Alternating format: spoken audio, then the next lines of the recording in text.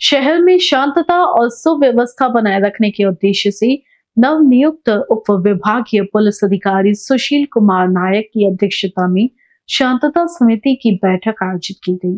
बैठक में पुलिस निरीक्षक देवेंद्र ठाकुर, सामाजिक संगठनों के प्रतिनिधि, व्यापारी, शांतता कमेटी के सदस्य और नागरिक बड़ी संख्या में उपस्थित थे। इस अवसर पर उप विभागीय पुलिस अधिकारी सुशील कुमार नायक ने शहर की कानून व्यवस्था को मजबूत बनाए रखने के लिए नागरिकों से पुलिस प्रशासन को सहयोग देने की अपील की।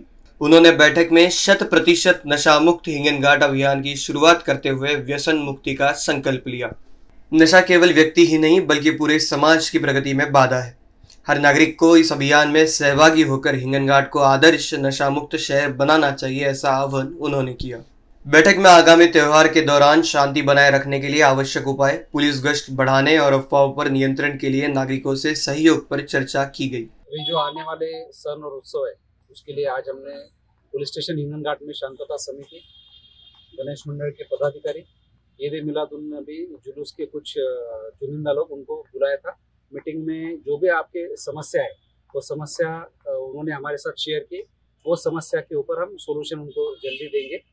दूसरी बात, हमने ये डिस्कशन में हमारे ये आया है कि हिंगनघाट को हम नशा मुक्त बनाने के लिए पुलिस प्रशासन और सामान्य जनता ये मिलके क्या कर सकते हैं, उसके ऊपर पहल हुई और हमें आशा है की उसमें अच्छे रिझल्ट आएंगे और हम हिंगनघाट को नशा मुक्त बनाएंगे।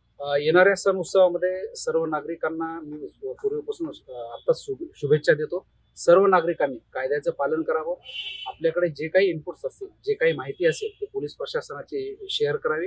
जे आणि त्यांच्यावर जे चुकीचं काम करणार आहेत, आम्ही निश्चितपणे त्या गुंडा एलिमेंट्स असतील किंवा अँटी सोशल एलिमेंट्स असतील त्यांच्यावर आम्ही कारवाई करू। सर्व नागरिकांनी सतर्क राहून आपल्या सूचना पोलिसांना द्याव्या, जेणेकरून आम्ही चांगल्या पद्धतीने बंदोबस्ताचं नियोजन करून येणारे सण उत्सव शांततेत आणि उत्साहात साजरे करण्यासाठी नागरिकांना मदत करू। इनवीसीएन न्यूज के लिए हिंगनघाट से रवि येनोरकर की ये रिपोर्ट।